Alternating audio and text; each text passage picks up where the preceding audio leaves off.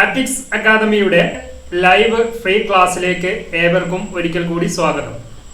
നാം ഇന്ന് നോക്കുന്നത് സൈക്കോളജി ആൻഡ് പെഡഗോഗിയുമായി ബന്ധപ്പെട്ടുള്ള ഒരു ഔട്ട്ലൈൻ കാര്യങ്ങളാണ്. കഴിഞ്ഞ ക്ലാസ്സിൽ നമ്മൾ ഇംഗ്ലീഷിന്റെ 2 ലൈവ് ക്ലാസ്സുകൾ പരിചയപ്പെട്ടിട്ടുണ്ട്. ഇനി നമ്മൾ ഇന്നത്തേല് പ്രധാനമായിട്ടും 2 കാര്യങ്ങളാണ് നമ്മൾ ഉൾപ്പെടുത്തുന്നത്. അതിൽ ഒന്ന്, നമ്മൾ മെയിൻ സൈക്കോളജി ആൻഡ് പെഡഗോഗിയിൽ വരുന്ന ഓവറോൾ ആയിട്ടുള്ള സിലബസ് എന്താണെന്നുള്ളത്. ഓക്കെ, ഒന്നാമത്തെ സെഷൻ നമ്മൾ സൈക്കോളജി ആൻഡ് പെഡഗോഗിയിൽ വരുന്ന ഓവറോൾ ആയിട്ടുള്ള സിലബസ് എത്രത്തോളം ഉണ്ട്, അത് ഏതൊക്കെയെന്നുള്ളത്. രണ്ടാമതായിട്ട് നമ്മൾ പരിചയപ്പെടുന്നത് അറൌണ്ട് 10 to 15 ക്വസ്റ്റ്യൻസ് വരാൻ സാധ്യതയുള്ള ആ ബേസിലുള്ള ക്വസ്റ്റ്യൻ ആൻസേഴ്സുമാണ്. ഓക്കെ, ക്വസ്റ്റ്യൻ ആൻസേഴ്സ് മീൻസ് അതൊരു ജനറൽ ആയിട്ടുള്ള ഒരു ക്ലാസ് ബേസിൽ തന്നെയാണ്. അപ്പോൾ ഒരു 10 മുതൽ 15 വരെ ക്വസ്റ്റ്യൻസ് നിങ്ങൾക്ക് എന്ത് ചെയ്യാൻ കഴിയും, അതിൽ മീറ്റ് ചെയ്യാൻ കഴിയും. ഓക്കെ, അങ്ങനെ 2 ടാർഗറ്റോട് കൂടിയാണ് ഞാൻ ഇന്നത്തെ പ്രസന്റേഷൻ നിങ്ങൾക്ക് വേണ്ടി തയ്യാറാക്കിയിട്ടുള്ളത്. എല്ലാവരും ക്ലാസ് മുഴുവനായിട്ടും കാണുക. സ്ക്രീൻഷോട്ട് എടുത്തു വെക്കാനുള്ള ഒരു സ്ക്രീൻഷോട്ട് എടുത്തു വെക്കുക. അതൊരു സമ്മറൈസ്ഡ് ആയിട്ട് ഒരൊറ്റ സ്ക്രീനിൽ വരുന്ന പൊസിഷനൊക്കെ ഉണ്ടാവും. ആ സമയത്ത് നിങ്ങൾ എന്ത് ചെയ്യുക, അത് സ്ക്രീൻഷോട്ട് എടുത്തു വെക്കുക. അപ്പോൾ നമ്മൾ ഫസ്റ്റ് സെഷൻ കഴിഞ്ഞു കഴിഞ്ഞാൽ ഓരോ ഭാഗത്തിന്റെയും, നിങ്ങൾ എല്ലാവരും ഈ ഗ്രൂപ്പില് ഉള്ളവരല്ലേ? അപ്പോൾ ഇപ്പോൾ നമ്മൾ ന്യൂ ഗ്രൂപ്പ് 2022 ന്യൂ ഗ്രൂപ്പ് എന്നുള്ളതിൽ ആ ഗ്രൂപ്പിലുള്ളവരല്ലേ ഇപ്പോൾ ഉള്ള ക്ലാസ്സിലുള്ളവരെല്ലാവരും. മീൻസ് ഇത്ര മാത്രമേ ഞാൻ ഉദ്ദേശിക്കുന്നുള്ളൂ. ഞാൻ കുറച്ച് ഇത് അയച്ചു തരും, നോട്ട് അയച്ചു തരും. അതിന് നിങ്ങൾ ജസ്റ്റ് ഒരു 2 മിനിറ്റ് കൊണ്ട് ആൻസർ ചെയ്ത് നോക്കുക. എത്രത്തോളം ശരിയായി എത്രത്തോളം ശരിയായില്ല എന്നുള്ളത് അറിയാൻ വേണ്ടിയിട്ടാണ്. ഇപ്പോൾ ക്ലാസ്സിനിടയിൽ തന്നെ നിങ്ങൾക്ക് ആ ഗ്രൂപ്പിലേക്ക് ആ മെറ്റീരിയൽ വരുന്നതായിരിക്കും. അത് കിട്ടോ ഇല്ല എന്നുള്ളത് അറിയാൻ വേണ്ടിയിട്ടാണ് ഞാൻ ഈ കാര്യം ചോദിച്ചത്. എല്ലാവരും ഗ്രൂപ്പിലുള്ളവരാണല്ലോ അല്ലെ? ആ ഗ്രൂപ്പിൽ മാത്രം ഒരൊറ്റ ഗ്രൂപ്പിലെ നമുക്ക് സെൻഡ് ചെയ്ത് കഴിയുള്ളൂ. അതുകൊണ്ടാണ് ഞാൻ ചോദിച്ചത്. അല്ലാത്തവരുണ്ടെങ്കിൽ പറയുക. ഇല്ലെന്ന് വിചാരിക്കുന്നു. Okay sir. ഓക്കെ, അങ്ങനെയാണെങ്കിൽ നമുക്ക് സിലബസിനെ കുറിച്ച് പരിചയപ്പെടണം. മെയിൻലി വരുന്നതാണ് സൈക്കോളജി ആൻഡ് പെഡഗോഗി എന്ന് പറയുന്നത്. കേട്ടറ്റിനെ 4 കാറ്റഗറി ആയിട്ട് തിരിച്ചിട്ടുള്ളത് കഴിഞ്ഞ ക്ലാസ്സിൽ നിങ്ങൾ അറ്റൻഡ് ചെയ്തിട്ടുള്ളവർക്ക് മനസ്സിലായിട്ടുണ്ടാവും. എങ്കിലും ജസ്റ്റ് ഒരു ഇൻട്രൊഡക്ഷൻ എന്ന രീതിയിൽ പറയുന്നു എന്ന് മാത്രം. 4 കാറ്റഗറി ആയിട്ട് തിരിച്ചിട്ടുണ്ട്. ആ 4 കാറ്റഗറിയിലും സൈക്കോളജി ആൻഡ് പെഡഗോഗി പ്രധാനപ്പെട്ട ഒരു സബ്ജക്റ്റ് ആണ്. ആ സൈക്കോളജി ആൻഡ് പെഡഗോഗിയാണ് നമ്മൾ ഇന്ന് പരിചയപ്പെടുന്നത് എന്നുള്ളതാണ്. ഈ ഒരു സിലബസിനെ കുറിച്ചും ഓരോ കാറ്റഗറിയിലും ഓരോ പാർട്ടിലും വരുന്ന സബ്ജക്റ്റുകളും ഓരോന്നും എത്രത്തോളം മാർക്കുകൾ ഉണ്ടെന്നുള്ളതൊക്കെ നമ്മൾ കഴിഞ്ഞ ലൈവില് ഡീറ്റെയിൽഡ് ആയിട്ട് പറഞ്ഞതാണ്. അത് നമ്മൾ ഇവിടെ പറഞ്ഞിട്ട് വെറുതെ സമയം കളയുന്നില്ല. ഓക്കെ, അത് ആ ക്ലാസ് നിങ്ങൾ പരിചയപ്പെടുക. ഞാൻ ഈ ഗ്രൂപ്പിൽ തന്നെ നിങ്ങൾക്ക് ഇട്ട് തന്നതുമാണ് 2 ഇംഗ്ലീഷ് ക്ലാസ്സും ജനറൽ ഓറിയന്റേഷൻ എന്നുള്ള ക്ലാസ്സും. ഓക്കെ, രണ്ടാമത്തെ ഇംഗ്ലീഷ് ക്ലാസ്സിലാണ് ആദ്യത്തെ 20 മിനിറ്റ് ആണ് ഈ ഒരു ജനറൽ ആയിട്ടുള്ള ഒരു ഓറിയന്റേഷൻ നിങ്ങൾക്ക് ഞാൻ തന്നിട്ടുള്ളത്. ഇനി നമ്മൾ ഇന്നത്തെ ഈ ഒരു ക്ലാസ്സിലെ ഫസ്റ്റ് സെഷനിൽ നോക്കുന്നത് സൈക്കോളജി ആൻഡ് പെഡഗോഗി അഥവാ മനഃശാസ്ത്രവും ബോധനശാസ്ത്രവും. നിങ്ങൾക്ക് എല്ലാവർക്കും അതിന്റെ മലയാളം അറിയാമെന്ന് വിചാരിക്കുന്നു. പെഡഗോഗി അല്ലെങ്കിൽ പെഡഗോജി എന്നൊക്കെ പറയാറുണ്ട് കേട്ടോ. ബോധനശാസ്ത്രം എന്നുള്ളതാണ് പറയുന്നത്, പെഡഗോജി. ഓക്കെ, ഇതിന്റെ സിലബസിനെ കുറിച്ചാണ് നമ്മൾ പരിചയപ്പെടുന്നത്. എല്ലാ കാറ്റഗറിയിലും അല്ലെങ്കിൽ എല്ലാ മേഖലകളിലും, മേഖല എന്ന് പറയുമ്പോൾ നമ്മൾ നോക്കുമ്പോൾ മനസ്സിലാകും LPSA, UPSA, HSA, CTET, set, net, BEd, TTC, PPTTC, DLEd, PSC teachers interview, അതേപോലെ തന്നെ നമ്മൾ ഇപ്പോൾ പ്രിപ്പയർ ചെയ്യുന്ന കേട്ടറ്റ്, ഓൾ കാറ്റഗറിയിലും എന്ത് വരുന്നുണ്ട്, സൈക്കോളജി ആൻഡ് പെഡഗോഗി വരുന്നുണ്ട്. ആ എക്സാംസിന്റെ എല്ലാം മാർക്കിന്റെ അടിസ്ഥാനത്തിൽ മാത്രം മാറുന്നുള്ളൂ. അതേപോലെ തന്നെ കാറ്റഗറി 3യിൽ മാത്രം കുറച്ചും കൂടി ഡെപ്ത് ആയിട്ട് ചോദ്യങ്ങൾ വരുന്നു എന്ന് മാത്രമേ ഉള്ളൂ. ബാക്കിയെല്ലാം സിലബസ് ഒക്കെ ഓൾമോസ്റ്റ് സെയിം ആണ്. എന്നാൽ ഔട്ട്ലൈൻ ബേസിലാണ് കാറ്റഗറി 1, 2, 4. കാറ്റഗറി 1, 2, 4 ഈ ഒരു 3 കാറ്റഗറിയിൽ നമ്മൾ ഒരു 70-80% സൈക്കോളജി ആൻഡ് പെഡഗോഗിയിലെ ഔട്ട്ലൈൻ ബേസിലാണ് ക്വസ്റ്റ്യൻസ് വരുന്നത്. ബാക്കി ഒരു 20% ആണ് ഇൻഡെപ്ത് ആയിട്ട് ക്വസ്റ്റ്യൻസ് വരുന്നുള്ളൂ. നിങ്ങൾക്ക് പല ക്വസ്റ്റ്യൻ പേപ്പർ എടുത്ത് നോക്കിക്കഴിഞ്ഞ് കഴിഞ്ഞാൽ നിങ്ങൾക്ക് അത് മനസ്സിലാകും. അപ്പോൾ നിങ്ങൾ പഠിച്ചു വരുമ്പോൾ ഇത് കുറേ സിലബസ് ഉണ്ടെന്നോ അല്ലെങ്കിൽ കുറേ പഠിക്കാനുണ്ടെന്നൊക്കെ നിങ്ങൾക്ക് തോന്നാം. പക്ഷെ അതൊന്നും ഇല്ല. നമ്മൾ പഠിച്ചു തുടങ്ങുമ്പോൾ ഔട്ട്ലൈൻ ബേസിൽ പോകുമ്പോൾ വളരെ പെട്ടെന്ന് സിലബസ് ഒക്കെ തീരും, നമുക്ക് പഠിച്ചു തീർക്കാൻ കഴിയും. എന്നാൽ കാറ്റഗറി 3യിലാണെന്നുണ്ടെങ്കിൽ അതിന്റെ റേഷ്യോ കുറച്ച് മാറും. ഒരു 60%ഓളമാണ് ഔട്ട്ലൈൻ ബേസിൽ വരുന്നത്. ബാക്കി 40%ഉം കുറച്ച് ഇൻഡെപ്ത് ആയിട്ടും കൂടി ചോദ്യങ്ങൾ വരുന്നുണ്ട് സൈക്കോളജി ആൻഡ് പെഡഗോഗി. അത് 40 മാർക്കിനുമാണ്. ഓക്കെ, നമ്മൾ സൈക്കോളജി ആൻഡ് പെഡഗോഗിയിൽ നോക്കുമ്പോൾ കാറ്റഗറി 1, 2, 4 ഇതിൽ നോക്കുകയാണെന്നുണ്ടെങ്കിൽ അറൌണ്ട് 30 ആണ് നമ്മൾ മാർക്ക് കാണുന്നെങ്കിലും അറൌണ്ട് ഒരു 40 മാർക്സ് വരെ നമുക്ക് വരുന്നുണ്ട്. അത് എന്തുകൊണ്ടാണ് 10 മാർക്ക് കൂടുന്നതെന്ന് നിങ്ങൾക്ക് എല്ലാവർക്കും അറിയാം. സബ്ജക്ട് ബേസിൽ നിങ്ങൾക്ക് ഉദാഹരണത്തിന് സയൻസിന്റെ പെഡഗോഗി, സോഷ്യലിന്റെ പെഡഗോഗി, അതേപോലെ തന്നെ മാത്സിന്റെ പെഡഗോഗിയിൽ നിന്നൊക്കെ 2-3 ക്വസ്റ്റ്യൻസ്, ടോട്ടൽ ഒരു 10 ക്വസ്റ്റ്യൻസ് വരെ നമ്മളോട് ചോദിച്ച് കാണുന്നുണ്ട്. അതുകൊണ്ട് 1 to 4 കാറ്റഗറിയിലാണെന്നുണ്ടെങ്കിൽ സൈക്കോളജി ആൻഡ് പെഡഗോഗിയിൽ നിന്നും 40 മാർക്ക് വരെ നമുക്ക് എക്സ്പെക്ട് ചെയ്യാം. അതേപോലെ തന്നെ കാറ്റഗറി 3യിലാണെന്നുണ്ടെങ്കിൽ നമുക്ക് 70 മാർക്ക് വരെ എക്സ്പെക്ട് ചെയ്യാം. 70 മാർക്കിനും കാറ്റഗറി 3യിൽ നിന്നും സൈക്കോളജി ആൻഡ് പെഡഗോഗിയിൽ നിന്നുമാണ് ചോദിക്കുന്നത്. 40 മാർക്കും ജനറൽ സൈക്കോളജി ആൻഡ് പെഡഗോഗിയാണ്, 30 മാർക്ക് അതായത് സ്പെഷ്യൽ സബ്ജക്റ്റിന്റെ പെഡഗോഗിയാണ്. അപ്പോൾ നിങ്ങൾ പഠിക്കുമ്പോൾ ഇവ വളരെ കറക്റ്റ് ആയിട്ട് തറോ ആയിക്കൊണ്ട് തന്നെ പഠിച്ചു പോകാനും കൂടി ശ്രമിക്കുക. ഇൻട്രൊഡക്ഷൻ എന്ന രീതിയിൽ ആ കാര്യം പറയുന്നു. ഓക്കെ, ഈ പറഞ്ഞ കാര്യങ്ങൾ നിങ്ങൾക്ക് എല്ലാവർക്കും മനസ്സിലായില്ലേ? അപ്പോൾ ഈ സൈക്കോളജി ആൻഡ് പെഡഗോഗിക്ക് ഇമ്പോർട്ടൻസ് കൊടുക്കുന്നതിന്റെ ആവശ്യകതയെ കുറിച്ചാണ് ഞാനിപ്പോൾ പറഞ്ഞിട്ടുള്ളത്. ഓരോ കാറ്റഗറിയിലും വരുന്ന സൈക്കോളജിന്റെ സ്കോപ്പിനെ കുറിച്ചുമാണ് ഞാനിപ്പോൾ ഇവിടെ ചർച്ച ചെയ്തിട്ടുള്ളത്. എല്ലാവർക്കും ക്ലിയർ ആണല്ലോ? ഓക്കെ. ഇനി സൈക്കോളജി ആൻഡ് പെഡഗോഗിന്റെ സബ്ജക്ട് ബേസിൽ നമുക്ക് നോക്കിക്കഴിഞ്ഞു കഴിഞ്ഞാൽ ഒരു 4 സബ്ജക്റ്റുകൾ എടുത്ത് പഠിക്കുന്നതായിട്ട് നമുക്ക് കാണാൻ കഴിയും. 1 വിദ്യാഭ്യാസ മേഖലയിൽ നിന്നും ചോദ്യങ്ങൾ വരുന്നുണ്ട്. 2 മനഃശാസ്ത്ര മേഖലയിൽ നിന്നും ചോദ്യങ്ങൾ വരുന്നുണ്ട്. 3 തത്വശാസ്ത്ര മേഖലയിൽ നിന്നും ചോദ്യങ്ങൾ വരുന്നുണ്ട്. 4 പെഡഗോഗി മേഖലയിൽ നിന്നും ചോദ്യങ്ങൾ വരുന്നുണ്ട്. മനസ്സിലായല്ലോ? 4 മേഖലകളിൽ നിന്നുമാണ് സൈക്കോളജി ആൻഡ് പെഡഗോഗിയിൽ നമുക്ക് ചോദ്യങ്ങൾ ചോദിക്കുന്നത് എന്നുള്ളതാണ്. ഈ 4 മേഖലയെയും കേന്ദ്രീകരിച്ചുകൊണ്ട് തന്നെയാണ് നമ്മൾ ഇതിനെ സിലബസിനെ ഔട്ട്ലൈൻ ചെയ്യുന്നത്. ഓക്കെ, ഒന്ന് നോക്കുക. നിങ്ങൾ ജസ്റ്റ് ഇതൊന്ന് നോട്ട് ചെയ്ത് വെച്ചാൽ മതി, ഓർമ്മയിലേക്ക് കയറ്റിയാൽ മതി. ഓരോന്നും സിലബസിന്റെ ബേസിലൊക്കെ ഒന്ന് മനസ്സിലാക്കി എടുത്താൽ മാത്രം മതി. നമ്മൾ ക്ലാസ്സിൽ ഇവ ഡീറ്റെയിൽഡ് ആയിട്ട് വീണ്ടും വീണ്ടും ആവർത്തിക്കുന്നതാണ്. അതുകൊണ്ട് തന്നെ നിങ്ങളുടെ ബ്രെയിനിലേക്ക് ഒരു കാരണവശാലും ഔട്ടായി പോകുന്ന ഒരു സന്ദർഭം ഉണ്ടാവില്ല. ആ ബ്രെയിനിൽ ഫിക്സ് ചെയ്യുന്ന ഒരു സാഹചര്യം ഉണ്ടാവുകയും ചെയ്യും. ആവർത്തിച്ച് നമ്മളിത് ചെയ്യുമ്പോൾ നിങ്ങളുടെ ബ്രെയിനിലേക്ക് അത് ഫിക്സേഷൻ നടക്കും എന്നുള്ളത് ഉറപ്പാണ്. ആ രീതിയിൽ തന്നെയാണ് നമ്മൾ ക്ലാസ്സുകളൊക്കെ പോകുന്നത്. 1 വിദ്യാഭ്യാസത്തിന്റെ മേഖലയിൽ നിന്ന് വിദ്യാഭ്യാസ ചരിത്രമാണ് നമ്മൾ ഇമ്പോർട്ടന്റ് ആയിട്ട് വരുന്നത്. ഓക്കെ, കമ്പാരിറ്റീവ്ലി കുറവാണെന്നുണ്ടെങ്കിലും എന്നാലും കുറഞ്ഞ ചോദ്യങ്ങൾ ഈ മേഖലയിൽ നിന്ന് ചോദിക്കുന്നുണ്ട്. അതിൽ ഇന്ത്യൻ വിദ്യാഭ്യാസത്തെ കുറിച്ചും കേരള വിദ്യാഭ്യാസത്തിന്റെയും ഭാഗങ്ങളിൽ നിന്നും ചോദ്യങ്ങൾ വരുന്നുണ്ട്. അതിൽ എടുത്തു പറയുന്ന ഹിസ്റ്റോറിക്കൽ ആയിട്ടുള്ള കാര്യങ്ങളാണ്. 1 കൊളോണിയൽ ഭരണകാല വിദ്യാഭ്യാസം, ആ ഭാഗത്തു നിന്ന് ചോദ്യമുണ്ട്. സ്വതന്ത്ര ഇന്ത്യയിലെ വിദ്യാഭ്യാസ കമ്മീഷനുകൾ, വിദ്യാഭ്യാസ നയത്തെ കുറിച്ച്, ഇത് വളരെ ഇമ്പോർട്ടന്റ് ആണ്. വിദ്യാഭ്യാസ നയം NEP 2020, ഈ ന്യൂ എഡ്യൂക്കേഷൻ പോളിസി 2020 ഒക്കെ പിന്നെ ഏതിന്റെ ബേസ് ചെയ്ത് വരുന്നതാണ് നിങ്ങൾക്ക് പഠിച്ചിട്ടുണ്ടാവും. PSCയിലൊക്കെ നിങ്ങൾ പഠിച്ചിട്ടുണ്ടാവും. കോത്താരി കമ്മീഷൻ, പിന്നെ അതേപോലെ തന്നെ വിദ്യാഭ്യാസ നയം 1968, അതിനുശേഷം വിദ്യാഭ്യാസ നയം 1986, പിന്നെ ഇപ്പോൾ വരുന്ന പുതിയ വിദ്യാഭ്യാസ നയം 2020. ഇതൊരു ശൃംഖലയായിട്ട് വരുന്ന, അതിന്റെ ഇടയിൽ തന്നെ ചെറിയ ചെറിയ കമ്മീഷനുകൾ ഉണ്ട്.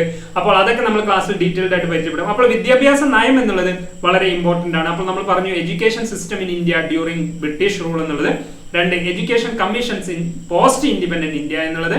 3 എഡ്യൂക്കേഷൻ പോളിസീസ്, ആ എഡ്യൂക്കേഷൻ പോളിസീസ് 3 എണ്ണം ഉണ്ട്. അത് പ്രധാനമായിട്ടും നമ്മൾ ഓർത്ത് വെച്ച് പഠിക്കേണ്ടതാണ്. പിന്നെ അടുത്ത വരുന്നതാണ് വിദ്യാഭ്യാസത്തിന് അണ്ടർ ദേശീയ സംസ്ഥാന വിദ്യാഭ്യാസ സമിതികൾ ഏതൊക്കെയെന്നുള്ളത്.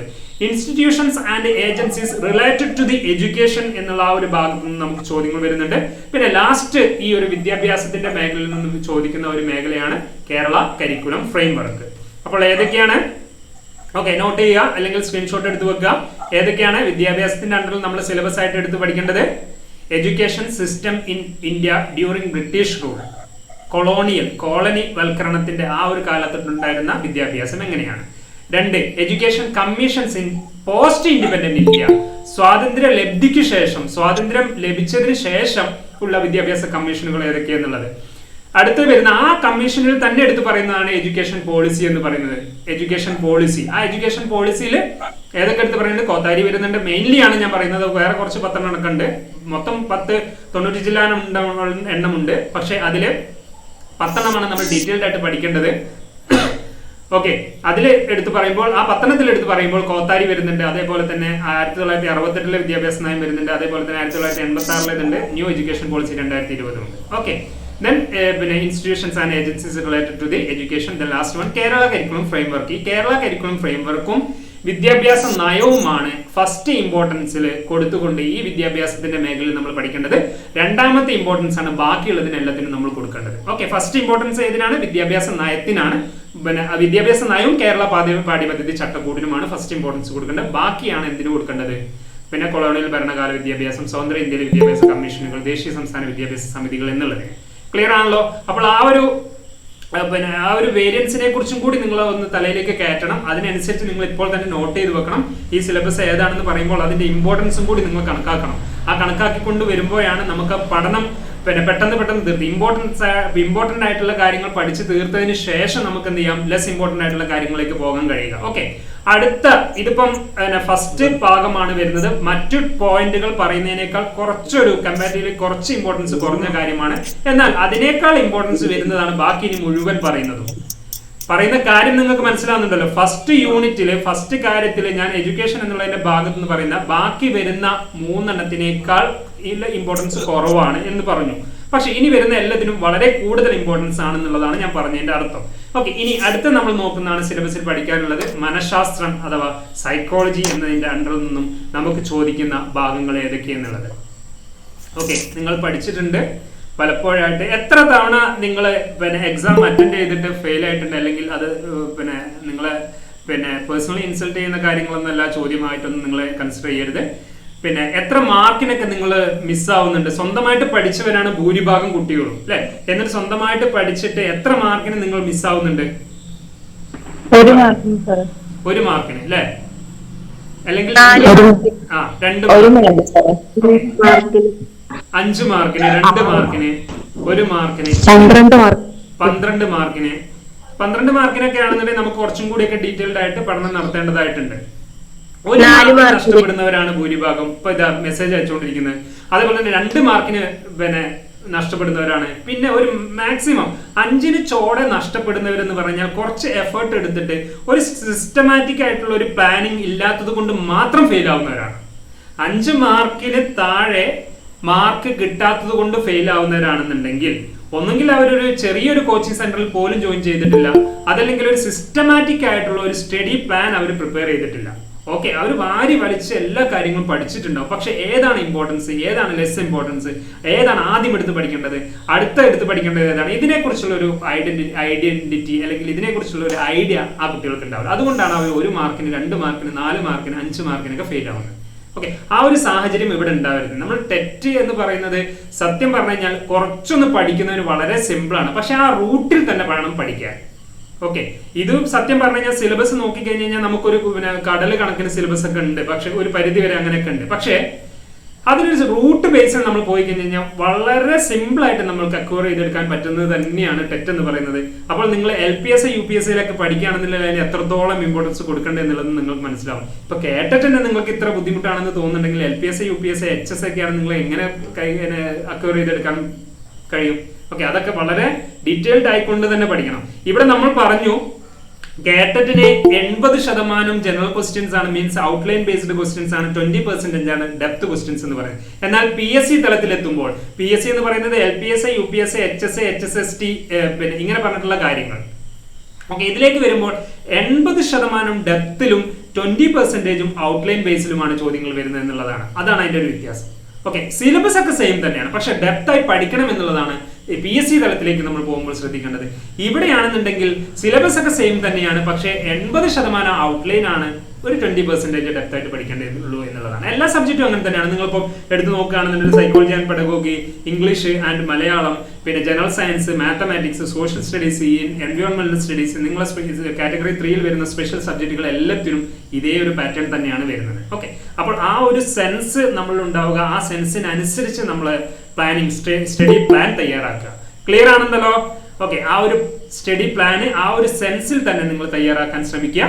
ഓക്കെ, മനഃശാസ്ത്രത്തിന്റെ ഭാഗത്ത് നമ്മൾ ഉൾപ്പെടുത്തേണ്ടതായിട്ടുള്ള കാര്യങ്ങൾ കുറച്ചൊരു ഇമ്പോർട്ടന്റ് ആയിട്ടുള്ള കാര്യങ്ങളാണ് മനഃശാസ്ത്ര സമീപനങ്ങൾ എന്ന് പറയും, അഥവാ സ്കൂൾസ് ഓഫ് സൈക്കോളജി എന്ന് പറയുന്നത്. ഒരു 8, 10, 12ഓളം സ്കൂളുകളുണ്ട്.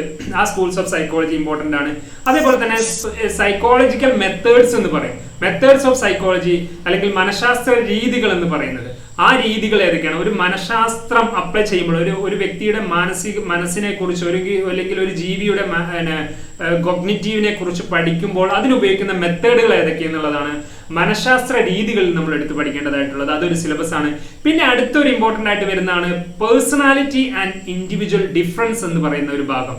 വ്യക്തിത്വവും വ്യക്തി വ്യത്യാസങ്ങളും എന്ന് പറയുന്ന ഒരു ഭാഗമാണ് ഈ ഒരു രണ്ടാമത്തെ ഭാഗത്ത് എടുത്ത് പറയുന്നത്. അതെന്താണ്? പേഴ്സണാലിറ്റി ആൻഡ് ഇൻഡിവിജ്വൽ ഡിഫറൻസസ് എന്ന് പറയുന്നത് വ്യക്തിത്വവും വ്യക്തി വ്യത്യാസങ്ങളും. പിന്നെ അടുത്തൊരു ഭാഗമാണ് പഠനവും പഠന സിദ്ധാന്തങ്ങളും. വളരെ വളരെ ഇമ്പോർട്ടന്റ് ആയിട്ടുള്ള കാര്യങ്ങളാണ് പഠനവും പഠന സിദ്ധാന്തങ്ങളും.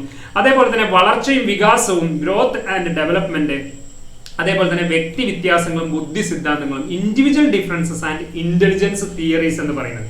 അപ്പോൾ ഇവിടെ നമ്മൾ സിലബസ് നോക്കുകയാണെന്നുണ്ടെങ്കിൽ, അതായത് രണ്ടാമത്തെ ആ ഒരു സെഷനിലേക്ക് നമ്മൾ എടുക്കുകയാണ് സൈക്കോളജി, പ്യുവർലി സൈക്കോളജിയാണ് ഇവിടെ നമ്മൾ മെൻഷൻ ചെയ്യുന്നത് കേട്ടോ. ഇവിടെ എന്ന് പറഞ്ഞു കഴിഞ്ഞാൽ പ്യുവർലി സൈക്കോളജിയാണ്.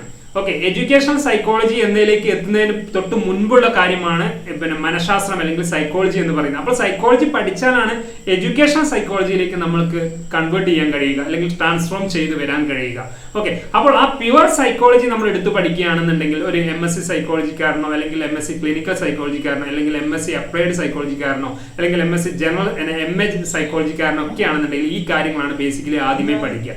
നമ്മൾ BEdലും TTCയിലും PPTCയിലും ഈ കാര്യങ്ങൾ തന്നെയാണ് ആദ്യം നമ്മൾ എടുത്ത് പഠിച്ചിട്ടുള്ളത്. ഓക്കെ, രണ്ടാമത്തെ ഈ ഒരു സെഷൻ നമ്മൾ നോക്കുമ്പോൾ ഫസ്റ്റ് ഇമ്പോർട്ടൻസ് കൊടുത്തുകൊണ്ട് പഠിക്കേണ്ടതാണ് പഠന സിദ്ധാന്തങ്ങളും പഠനവും. ഓക്കെ, അതേപോലെ തന്നെ ഫസ്റ്റ് ഇമ്പോർട്ടൻസിൽ വരുന്നത് ഇന്റലിജൻസ് തിയറീസ് അല്ലെങ്കിൽ ഇൻഡിവിജ്വൽ ഡിഫറൻസസ് എന്ന് പറയുന്നത്. അതേപോലെ തന്നെ ഫസ്റ്റ് കാറ്റഗറിയിൽ വരുന്നത് വ്യക്തിത്വവും വ്യക്തി വ്യത്യാസങ്ങളും അല്ലെങ്കിൽ പേഴ്സണാലിറ്റി ആൻഡ് പേഴ്സണാലിറ്റി അപ്രോച്ചസ് എന്ന് പറയുന്ന ഭാഗം. ഓക്കെ, വ്യക്തിത്വവും വ്യക്തി വ്യത്യാസങ്ങളും അല്ലെങ്കിൽ അതേപോലെ തന്നെ പേഴ്സണാലിറ്റി ആൻഡ് പേഴ്സണാലിറ്റി അപ്രോച്ചസ്, വ്യക്തിത്വ സമീപനങ്ങൾ എന്നും പറയും.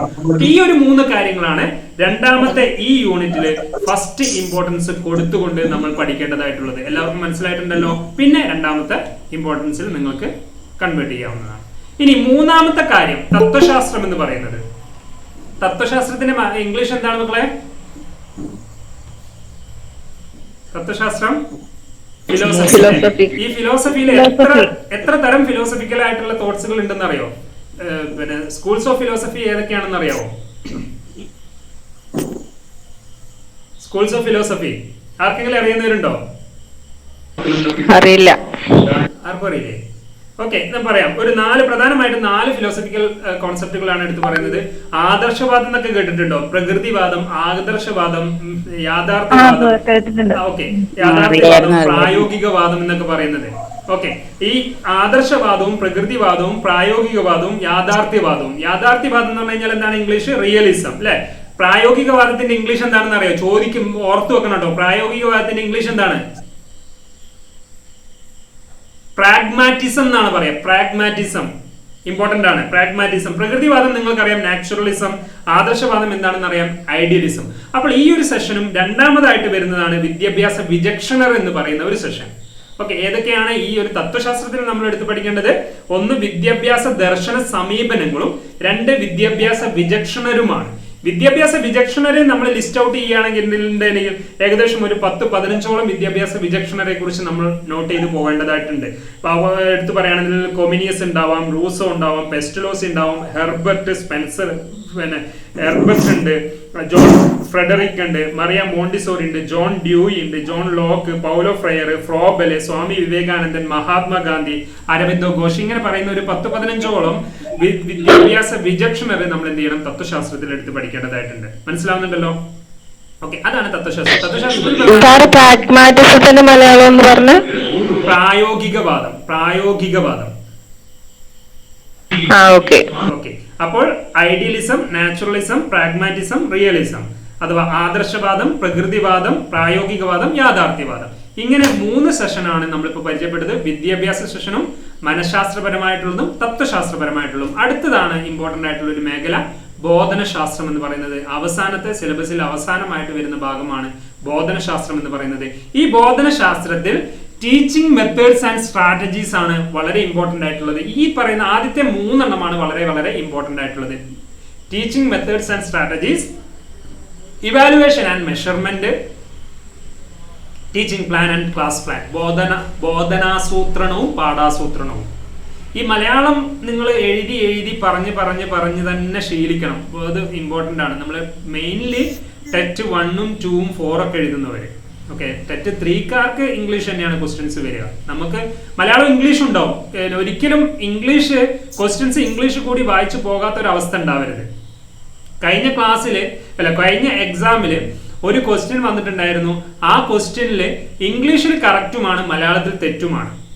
മനസ്സിലാവുന്നുണ്ടല്ലോ? മലയാളത്തിലെ ക്വസ്റ്റ്യൻസിൽ ഓപ്ഷൻ 2ഉം സെയിം വന്നു. പക്ഷെ ഇംഗ്ലീഷിലെ ക്വസ്റ്റ്യൻസിൽ ഓപ്ഷൻ 2ഉം എല്ലാം വ്യത്യസ്തമാണ്, അല്ലെങ്കിൽ കറക്റ്റ് തന്നെയായിരുന്നു. ആ ഇംഗ്ലീഷും കൂടി നോക്കിയിട്ടുണ്ടായിരുന്നെങ്കിൽ ആ ആൻസർ കറക്റ്റ് തന്നെ കിട്ടുമായിരുന്നു. പക്ഷെ അതൊന്നും പ്രോബ്ലം അല്ല. അവിടെ അത് PSC ആ ക്വസ്റ്റ്യൻ എടുത്ത് ഒഴിവാക്കിയിട്ടുണ്ട്. ക്വസ്റ്റ്യൻ എടുത്ത് ഒഴിവാക്കിയിട്ട് ആ കുട്ടികൾക്ക് ആ മാർക്ക് കൊടുത്തിട്ടുണ്ട്. അങ്ങനെ പാസ്സായിട്ടുള്ളവരുമുണ്ട്. ഓക്കെ, അപ്പം ഈ ബോധനശാസ്ത്രത്തിൽ mainly teaching methods and strategies, evaluation and measurement, teaching plan and class plan. അടുത്ത ഒരു സെക്കൻഡ് ഇമ്പോർട്ടൻസ് വരുന്നതാണ് നിങ്ങളുടെ സബ്ജക്ട് ബേസിലുള്ള പെഡഗോഗി എന്ന് പറയും. സോഷ്യൽ സ്റ്റഡീസിന്റെ പെഡഗോഗി, സയൻസിന്റെ പെഡഗോഗി, മാത്തമാറ്റിക്സിന്റെ പെഡഗോഗി, ലാംഗ്വേജിന്റെ പെഡഗോഗി, ഇംഗ്ലീഷും മലയാളവും അങ്ങനെ ഹിന്ദി ഇങ്ങനെ പറയുന്ന ആ സബ്ജക്റ്റുകളുടെ ലാംഗ്വേജിന്റെ പെഡഗോഗി. ഇത്രയുമാണ് നമ്മളെ സിലബസ് ബേസിലുള്ള ഒരു ഔട്ട്ലൈൻ എന്ന് പറയുന്നത്. ഒരിക്കൽ കൂടി നമുക്ക് ഇതൊന്ന് ജസ്റ്റ് ഒന്ന് ഓടിച്ചു പോകാം. എന്താണ്? ഒന്ന്, വിദ്യാഭ്യാസത്തിന്റെ മേഖലയിൽ നമ്മൾ പഠിക്കേണ്ടതായിട്ടുള്ള യൂണിറ്റ്, ഒന്നാമത്തെ യൂണിറ്റ്. ഇതാ കാണിക്കുകയാണ്, സ്ക്രീനിൽ കണ്ടോളൂ. ഇത് മൊത്തത്തിലൊന്ന് കാണുന്നുണ്ട് നിങ്ങൾക്ക്. വിദ്യാഭ്യാസത്തിന്റെ അണ്ടറിൽ വരുന്ന യൂണിറ്റിൽ വരുന്നത്, തത്വശാസ്ത്രത്തിൽ വരുന്നത്, അതേപോലെ തന്നെ എന്താണ് ലാസ്റ്റിൽ വരുന്ന ബോധനശാസ്ത്രത്തിൽ വരുന്നത്, മനഃശാസ്ത്രത്തിലും ബോധനശാസ്ത്രത്തിലും വരുന്നത്. ഇംഗ്ലീഷ് വേർഡുകൾ നിർബന്ധമായിട്ട് നിങ്ങൾ നോട്ട് ചെയ്ത് വെക്കുക. അത് സ്ക്രീൻഷോട്ട് എടുത്തു വെക്കാനും കൂടി ശ്രമിക്കുക. ഇത് സിലബസ്, ഇതാണ് സൈക്കോളജിന്റെ സിലബസ് ആണിത്. സൈക്കോളജിന്റെ സിലബസ് എന്ന് പറയുമ്പോൾ നമ്മൾ എല്ലാത്തിനും ആപ്റ്റ് ആയിട്ടുള്ള ഒരു സിലബസ് ആണ് ഞാൻ ഉണ്ടാക്കിയിട്ടുള്ളത്. നമ്മൾ കുറച്ച് ഒരു 8-10ഓളം പുസ്തകങ്ങൾ റെഫർ ചെയ്തുകൊണ്ടാണ് ഇങ്ങനത്തെ ഒരു സിലബസ് നമ്മൾ ഡ്രാഫ്റ്റ് ചെയ്തിട്ടുള്ളത്. പുസ്തകങ്ങളൊന്നും നിങ്ങൾക്ക് വേണമെന്നുണ്ടെങ്കിൽ നോക്കാം. ടാലന്റിന്റെ പുസ്തകമുണ്ട്, എയ്സിന്റെ പുസ്തകമുണ്ട്, അതേപോലെ തന്നെ ആനന്ദ് പബ്ലിക്കേഷൻസിന്റെ പുസ്തകമുണ്ട്, അതേപോലെ തന്നെ 1 പബ്ലിക്കേഷന്റെ പുസ്തകമുണ്ട്, അതേപോലെ തന്നെ അരുൺസ് പബ്ലിക്കേഷന്റെ പുസ്തകമുണ്ട്, ലക്ഷ്യയുടെ പുസ്തകമുണ്ട്, അതേപോലെ തന്നെ നമ്മൾ BEdന് യൂസ് ചെയ്തിട്ടുള്ള പുസ്തകങ്ങളുണ്ട്, അതേപോലെ തന്നെ നമ്മൾ MSc സൈക്കോളജിക്കും MSW മെഡിക്കൽ ആൻഡ് സൈക്കാട്രിയിലും ഉപയോഗിച്ചിട്ടുള്ള പുസ്തകമുണ്ട്. അതേപോലെ തന്നെ അങ്ങനെ പറഞ്ഞിട്ടുള്ള കുറെ പുസ്തകങ്ങൾ. ഇനിയിപ്പോ എന്താണ്, ബാലകൃഷ്ണ സാറിന്റെ പുസ്തകം എടുത്തിട്ടുണ്ട്, ഷിറാസ് സാറിന്റെ പുസ്തകങ്ങൾ യൂസ് ചെയ്തിട്ടുണ്ട്. അങ്ങനെ പറഞ്ഞിട്ടുള്ള പല പുസ്തകങ്ങൾ റെഫർ ചെയ്തുകൊണ്ടാണ് നമ്മൾ ഇങ്ങനത്തെ ഒരു സെറ്റപ്പ് ചെയ്തിട്ടുള്ള ഒരു പക്കവായിട്ടുള്ള ഒരു സിലബസ് നമ്മൾ ഉണ്ടാക്കിയിട്ടുള്ളത്. ഈ ബേസിൽ നിങ്ങൾ പഠിച്ചു പോയി കഴിഞ്ഞാൽ നിങ്ങൾ ടീച്ചിങ് മേഖലയിൽ ഏത് കോമ്പറ്റേറ്റീവ് എക്സാംസിന് ഈ സിലബസ് മാത്രം പഠിച്ചു പോയാൽ മതി എന്ന് ഞാൻ 100% ഗ്യാരണ്ടി തരുന്നു. അത്രത്തോളം എഫേർട്ട് എടുത്തുകൊണ്ട്, അല്ലെങ്കിൽ അത്രത്തോളം എഫേർട്ട് ഇതിൽ ഉൾപ്പെടുത്തിക്കൊണ്ട് തന്നെയാണ് ഞങ്ങൾ ഈ ഒരു സിലബസ് ഇതിൽ പ്രിപ്പയർ ചെയ്തിട്ടുള്ളത്. അപ്പോൾ അതിനെ കേന്ദ്രീകരിച്ചുകൊണ്ട്, ഇപ്പോൾ ഈ പറഞ്ഞിട്ടുള്ള ഈ കാര്യത്തെ കേന്ദ്രീകരിച്ചുകൊണ്ട് തന്നെയാണ് നമ്മൾ ക്ലാസ്സുകളായിട്ട് സെറ്റ് ചെയ്തിട്ടുള്ളത്. ആ ക്ലാസ്സുകളെ പല യൂണിറ്റുകളായിട്ടാണ് തരംതിരിച്ചിട്ടുള്ളത്. ആ ഒരു 10 യൂണിറ്റുകളാണ് ഞാൻ ഇവിടെ നിങ്ങൾക്ക് ഇപ്പോൾ സ്ക്രീനിൽ കാണിച്ചിട്ടുള്ളത്. 10 യൂണിറ്റുകളുടെ ഉള്ളിലാണ് ഈ പറഞ്ഞിട്ടുള്ള സിലബസിനെ നമ്മൾ ഉൾപ്പെടുത്തിയിട്ടുള്ളത്. ആ 10 യൂണിറ്റുകളാണ് നമ്മൾ എങ്ങനെ സ്ക്രീൻ കാണാൻ പറ്റുന്നില്ല. ഇപ്പോഴോ?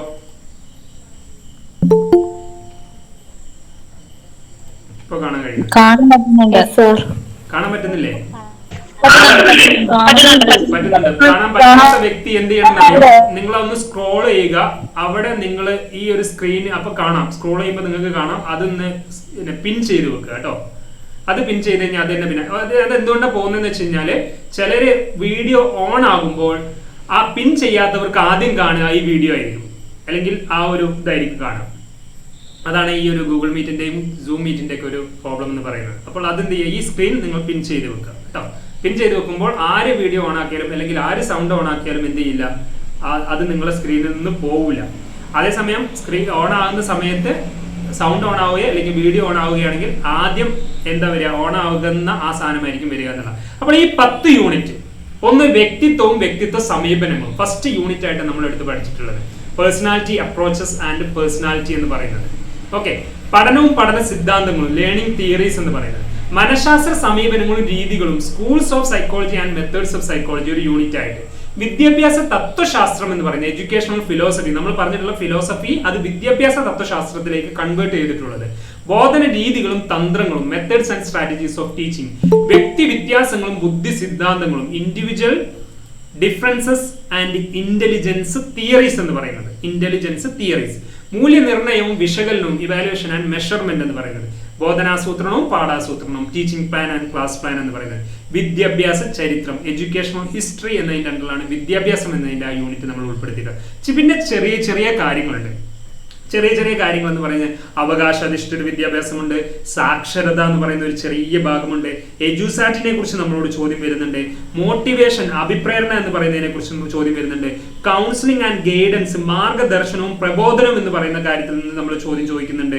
പിന്നെ അതുകൂടാതെ തന്നെ യോഗയൊക്കെ നിങ്ങൾ കേട്ടിട്ടില്ല, ആ യോഗ ദർശനത്തെ കുറിച്ച് ചോദ്യം ചോദിച്ചായിട്ട് കണ്ടിട്ടുണ്ട് പലപ്പോഴും ചില സമയങ്ങളിലൊക്കെ കേട്ടോ. ഓക്കെ, ഓപ്പറേഷൻ ബ്ലാക്ക് ബോർഡ്, അതേപോലെ തന്നെ ബാലാവകാശ കമ്മീഷനുകൾ, ഇങ്ങനെ ഈ ഒരു ചെറിയ ചെറിയ യൂണിറ്റുകളാണ് മറ്റ് വിഷയങ്ങൾ എന്നതിന്റെ അണ്ടറിൽ നമ്മൾ ഉൾപ്പെടുത്തിയിട്ടുള്ളത് എന്നുള്ളതും കൂടി നിങ്ങൾ ഓർത്തു വെക്കുക. അപ്പോൾ ഇങ്ങനെ ഒരു 10 യൂണിറ്റുകളായിക്കൊണ്ട് നമ്മൾ പഠിച്ചു തീർത്ത് കഴിഞ്ഞ് കഴിഞ്ഞാൽ നമ്മൾ സൈക്കോളജി ആൻഡ് പെഡഗോഗി എല്ലാ ഏരിയയിലേക്കുമുള്ള സൈക്കോളജി ആൻഡ് പെഡഗോഗി നിങ്ങൾ പഠിച്ചു തീർത്തു, അല്ലെങ്കിൽ നിങ്ങൾ പഠിച്ച് ബ്രെയിനിൽ ക്രോഡീകരിച്ചു എന്നുള്ളതാണ് അതിന്റെ മീനിങ്. ഓക്കെ, ആ ഒരു കോൺഫിഡൻസോട് കൂടി തന്നെ ഇപ്പോൾ തന്നെ നിങ്ങൾ ഒരു പ്ലാനിങ്ങിന് വേണ്ടി തയ്യാറാവുക. ഇപ്പോൾ തന്നെ അതിനെക്കുറിച്ച് ആലോചിച്ച് തുടങ്ങുക. ഇപ്പോൾ തന്നെ ടൈം നിങ്ങൾക്ക് നിങ്ങളുടെ ദൈനംദിന കാര്യങ്ങളുടെ ആ ഒരു ചെറിയ മാറ്റം വരുത്തിക്കൊണ്ട്, അല്ലെങ്കിൽ ഒരു കാറ്ററ്റിന് പ്രിപ്പയർ ചെയ്യുമ്പോൾ നിങ്ങൾ ചുരുങ്ങിയത് എന്ത് ചെയ്യണം, ഒരു 2.5 മണിക്കൂർ കണക്കാക്കണം. ഓക്കെ, LPSA UPSA ഒക്കെ ആണെന്നുണ്ടെങ്കിൽ വരുന്ന ഒരു 2-3 വർഷത്തിനുള്ളിലായിരിക്കും അതൊക്കെ വരിക. പക്ഷെ അത് നമുക്ക് ഒരു 1/2 മണിക്കൂറും 1 മണിക്കൂർ ഡയലി കിട്ടിയാൽ മതി. ഇത് നമ്മൾ ഒരു 2-2.5 മണിക്കൂർ ഡയലി നിങ്ങൾ ഇതിനു വേണ്ടി സ്പെൻഡ് ചെയ്യാൻ ശ്രമിക്കണം. എങ്കിലാണ് നമുക്ക് ആ ഒരു 5 സബ്ജക്റ്റ് നമുക്ക് പിന്നെ ഔട്ട്ലൈൻ എന്ന ബേസിൽ ഫസ്റ്റ് ഇമ്പോർട്ടൻസിൽ നമ്മൾ പഠിച്ചെടുത്തിട്ട് ബാക്കിയുള്ളതിലേക്ക് നമുക്ക് പോകാൻ കഴിയുള്ളൂ. ഓക്കെ, ക്ലിയർ ആണല്ലോ? അപ്പോൾ ഈ 10 യൂണിറ്റ് ഏതാണെന്നുള്ളത് നിങ്ങൾക്ക് മനസ്സിലായി. ഇനി എങ്കിൽ നമുക്ക് അടുത്ത സെഷനിലേക്ക് പോവുകയാണ്. റെഡി അല്ലേ എല്ലാവരും? അടുത്ത സെഷനിലേക്ക് പോവാണ്. ഇതുവരെ പറഞ്ഞിട്ടുള്ളതിൽ എന്തെങ്കിലും ഡൗട്ട്സോ കാര്യങ്ങളോ ഉണ്ടോ? ഇനിയിപ്പോ നമ്മൾ ഈ ഒരു 6 ഭാഗങ്ങൾ, ഒരു 10 ചോദ്യങ്ങൾ, അല്ലെങ്കിൽ മാക്സിമം ഒരു 15 ചോദ്യങ്ങൾ. ഇപ്പോൾ ഈ പറഞ്ഞ കാര്യത്തിൽ തന്നെ കുറെ ക്വസ്റ്റ്യൻസ് ഉണ്ട് കേട്ടോ. ഞാൻ ഇന്നത്തെ ഈ ഒരു സെഷനിലാണ് ഒരു 15 ചോദ്യം എന്ന് കണക്കാക്കിയിട്ടുള്ളത്. അപ്പോൾ ഈ പറഞ്ഞ ഈ സിലബസ് തന്നെ നിങ്ങൾ പഠിച്ചു കഴിഞ്ഞ് കഴിഞ്ഞാൽ ഒരു പരിധി വരെ ഒരു 3-4 ക്വസ്റ്റ്യൻസ് ഷുവറായിട്ട് നിങ്ങൾക്ക് ആൻസർ ചെയ്യാം. മനസ്സിലാവുന്നുണ്ടല്ലോ? കേട്ടിട്ടുള്ളവരുടെ കാര്യമാണ് ഞാൻ ഈ പറയുന്നത്. അപ്പോൾ ഈ സിലബസ് തന്നെ നിങ്ങളൊന്ന് നോക്കിക്കഴിഞ്ഞ് കഴിഞ്ഞാൽ നിങ്ങൾക്ക് ചുരുങ്ങിയത് ഒരു 3-4 ക്വസ്റ്റ്യൻസ് ആൻസർ ചെയ്യാം. എന്തായിരുന്നു സജിത ചോദിച്ചത്? ഓക്കെ, എങ്കിൽ നിങ്ങൾക്ക് ഞാൻ വാട്സപ്പിൽ ഒരു ഡീറ്റെയിൽസ് അയക്കാം, കുറച്ച് ഡീറ്റെയിൽസ് അയക്കാം. ആൻസർ കണ്ടെത്താൻ കഴിയുന്നുണ്ടോ എന്ന് നോക്കാം.